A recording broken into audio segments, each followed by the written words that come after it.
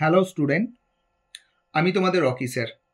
আজকে তোমাদের সামনে উপস্থাপন করতে চলেছি একটা দারুণ ইন্টারেস্টিং একটা ক্লাস, যেটি হলো West Bengal board of secondary এডুকেশনের ক্লাস 10 লেসন 1 ফাদার সেলফ, যেটা লেখক হচ্ছেন আর কে নারায়ণ।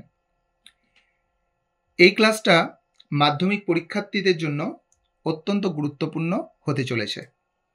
তোমরা মনোযোগ সহকারে ক্লাসটা দেখবে এবং শুনবে, এবং তোমাদের যে ডাউটসগুলো রয়েছে, যে তোমাদের খুঁটিনাটি যে ডাউটসগুলো আছে, সেগুলো আমি তোমাদের ক্লিয়ার করার চেষ্টা করব। তোমরাও চেষ্টা করবে যাতে তোমাদের ক্লিয়ার হয়ে যায়। মূল টেক্সটে প্রবেশ করার আগে আমরা লেখক আর কে নারায়ণ সম্পর্কে একটু জেনে নিই। দেখো, এই আর কে নারায়ণ 1906 খ্রিস্টাব্দে জন্মগ্রহণ করেছিলেন, মারা গেছেন 2001 খ্রিস্টাব্দে। আমাদের ইন্ডিয়ান যে সমস্ত রাইটার ছিলেন, ভারতবর্ষের যে সমস্ত লেখকরা প্রাথমিক দিকে ইংরেজি লিটারেচার নিয়ে লেখালেখি করেছেন, আর কে নারায়ণ হচ্ছেন তাদের মধ্যে অন্যতম একজন নেতৃত্ব স্থানীয় চরিত্র। তিনি অনেক গল্প লিখেছেন, তার মধ্যে তোমাদের টেক্সটের মধ্যে ফাদার সেলফটা আছে। তোমরা যখন মাধ্যমিক পাস করে যখন ক্লাস 11-এ তোমরা উঠবে, তোমাদের দেখবে ফার্স্ট সেমিস্টারে এই আর কে নারায়ণের লেখা আরেকটি অসাধারণ শর্ট স্টোরি বা ছোট গল্প অ্যান অ্যাস্ট্রোলজার্স ডে তোমরা পড়বে। আর কে নারায়ণ যে সমস্ত স্টোরিগুলো লিখেছিলেন তার মধ্যে গুরুত্বপূর্ণ হচ্ছে মালগুডিস ডেজ, দ্য গাইড।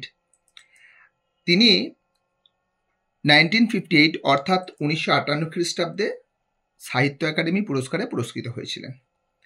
যথেষ্ট এটুকু তোমাদের জন্য ইনফরমেশন, আর বিশেষ কিছু বলার প্রয়োজন নেই। এখন আমরা সরাসরি টেক্সটাতে প্রবেশ করছি।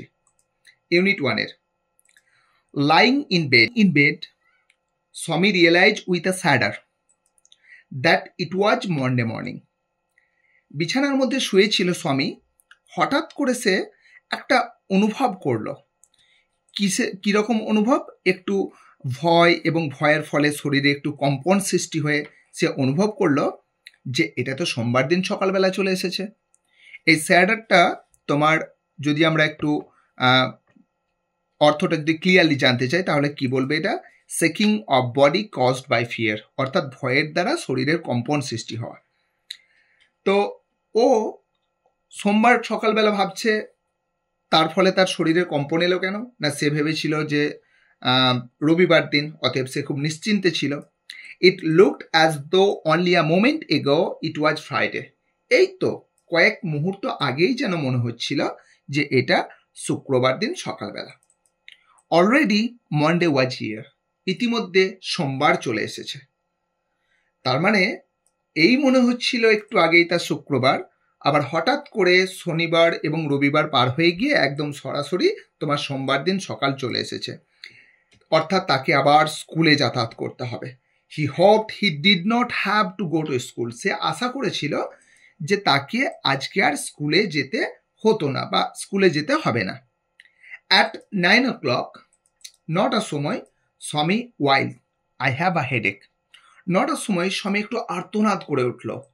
এই যে বাচ্চা ছেলেদের, তোমাদের মতো বয়সী ছেলে মেয়েদের যে একটু দুষ্টুমি, একটু মা বাবার কাছে একটু অতিরিক্ত সিম্প্যাথি বা ভালোবাসা পাওয়ার জন্য যে যতটা হয়নি তার থেকে বেশি বেশি করে করা, অথবা মিথ্যে করে কোনো কিছু প্রমাণ করার চেষ্টা করা। তো সে একটু মিথ্যে করে প্রমাণ করার চেষ্টা করলো যে তার মাথা ব্যথা হচ্ছে। মাদার জেনারেসলি সাজেস্টেড দ্যাট স্বামী মাইট স্টে অ্যাট হোম। তো মা, তিনি তো করুণাময়ী মা, তিনি তো জেনারেসলি সাজেস্ট করবেন, প্রস্তাবিত দেবেন যে স্বামী ঠিক আছে, তুমি হয়তো আজকে বাড়িতে তোমার থেকে যাওয়াটাই ঠিক হবে, তুমি আজকে বাড়িতে থেকে যাও। At 9:30, 9:30, when he out to have been in school prayer হল, যখন তার উচিত ছিল স্কুলের প্রার্থনা কক্ষে থাকার। আউট টু কথার অর্থ হচ্ছে উচিত, উচিত, ঠিক আছে? মানে শুডের সিনোনিম আউট টু বলতে পারো। তাহলে শুড হ্যাভ মানে উচিত ছিল, আউট টু হ্যাভ মানে উচিত ছিল। স্বামী was lying on the bench in mother's room. ঠিক সেই সময় স্বামী তার মায়ের কক্ষে বা মায়ের রুমেতে শুয়েছিল। হঠাৎ করে বাবার প্রবেশ হয়েছে রুমের মধ্যে। তো বাবা জিজ্ঞাসা করছেন, ফাদার আস্কড হিম, বাবা তাকে জিজ্ঞাসা করেছিলেন, have you no school today? আজকে কি তোমার কোনো স্কুল নেই? হেডেক, স্বামী রিপ্লাইড। স্বামী উত্তর দিয়েছিল যে মাথা ব্যথা বাবা। Nonsense, dress up and go. তখন বাবা একটু যথারীতি রাগান্বিত স্বরে বললেন, বোকা কোথাকার, ননসেন্স, ওঠো, ড্রেস আপ অ্যান্ড গো, চলো জামা কাপড় পরো এবং স্কুলে চলে যাও। হেডেক, মাথা ব্যথা, একটু যথারীতি তিরস্কারের সুরে বলেছিলেন। Love about less on Sunday and you will have without a headache on Monday.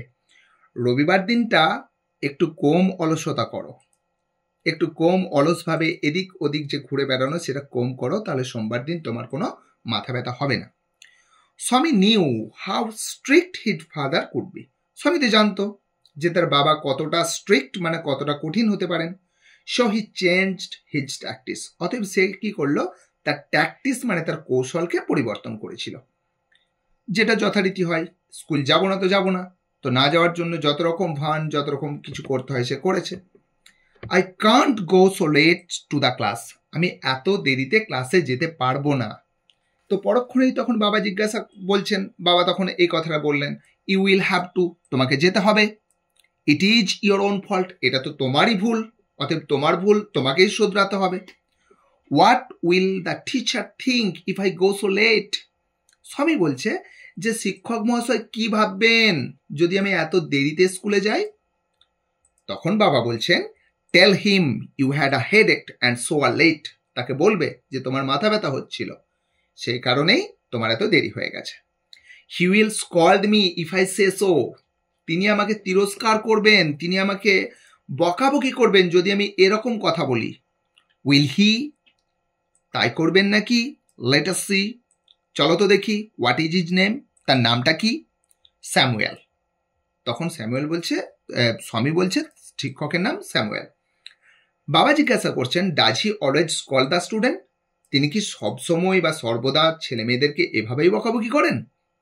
মানে এটা অনেকটা সংলাপধর্মী পড়াটা, মানে ডায়লগ সিস্টেমের। যদিও এটা একদম ডায়লগের মতো, পার্সনদের নাম প্রথমে উল্লেখ করে নেই, কিন্তু অনেকটা ডায়লগের মতোই কথাবার্তা হচ্ছে ছেলে এবং বাবার মধ্যে। তো বাবা বলছেন, does he always call the student, তিনি কি সর্বদা ছাত্রদেরকে বা তার ছাত্রছাত্রীদেরকে এভাবেই বকাবকি করেন? তখন স্বামী বলছে, হি ইজ আ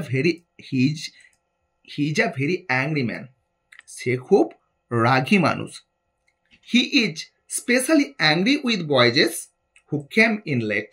সে বিশেষ করে রেগে যান ওই সমস্ত ছেলেদের উপর যারা দেরি করে ক্লাসে আসে। I wouldn't like to go late so Samuel's class. আমি স্যামুয়েলের ক্লাসে এত দেরিতে যেতে পারবো না। এখানে যে আই উড নট ব্যবহার করা হয়েছে, এটা ফিউচার ইন দ্য পাস্ট, অর্থাৎ অতীতের ভবিষ্যৎ, মানে অতীতে বসে ভবিষ্যতের কথা বলছি। যেহেতু আমরা এটা স্টোরির মতো পড়ছি, তো সেহেতু অতীতে বসে তো ভবিষ্যতের কথা বলা যায় না, সে কারণে এখানে তোমার স্যাল এবং উইলের পাস্ট ইকুইভ্যালেন্ট, অর্থাৎ অতীতের সমতুল্য যে উড, সে উড এখানে ব্যবহার করা হয়েছে মডেল অক্সিলারি। তো কি বলছে ও, যে I wouldn't like to go so late Samuel's class. আমি স্যামুয়েলের ক্লাসে এত দেরিতে যেতে পারবো না। If he is so angry, বাবা বলছেন যদি সে এতটাই রাগী, why not tell your headmaster about you. তখন বাবা বলছেন, if he is so angry why not tell your headmaster about you. যদি সে এতটাই রাগী, তো এ বিষয়ে তোমরা তোমাদের হেডমাস্টারকে কেন বলো না, অর্থাৎ তোমরা তোমাদের প্রধান শিক্ষক মহাশয়ের কাছে কেন অভিযোগ করো না? They say that even the headmaster is afraid of him. তখন সে কি বলল, যে হেডমাস্টার পর্যন্ত নাকি এই স্যামুয়েল স্যার, যে স্যামুয়েল বলে যে শিক্ষক মহাশয় রয়েছেন, তাকে হেডমাস্টার মশাইও ভয় করে থাকেন।